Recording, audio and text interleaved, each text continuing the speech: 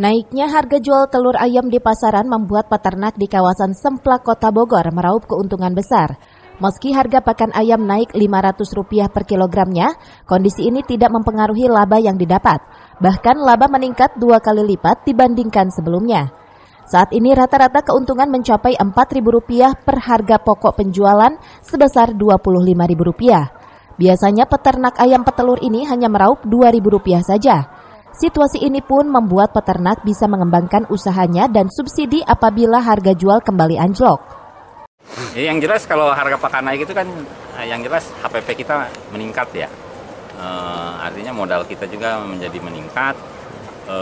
Tapi kalau dengan kenaikan harga telur sekarang, ya dengan peningkatan HPP itu masih ketutup lah. Artinya kondisi seperti sekarang peternak masih mendapatkan margin lah yang bisa dibilang ya lumayan juga gitu loh.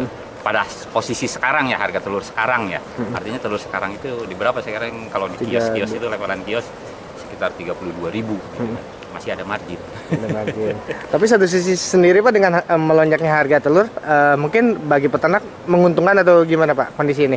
Ya jelas menguntungkan gitu. Artinya ya tadi saya bilang peternak lagi dikasih rezeki yang lebih dari biasanya. Itu. Ia juga berpandangan situasi ini dianggap ideal bagi usaha peternak ayam petelur apabila harga jual tetaplah tinggi. Seperti diketahui, naiknya harga pakan ayam sejak 1 April lalu membuat harga jual telur ayam negeri melonjak hingga Rp32.000 per kilogramnya. Dari Kota Bogor, Herman Bons melaporkan.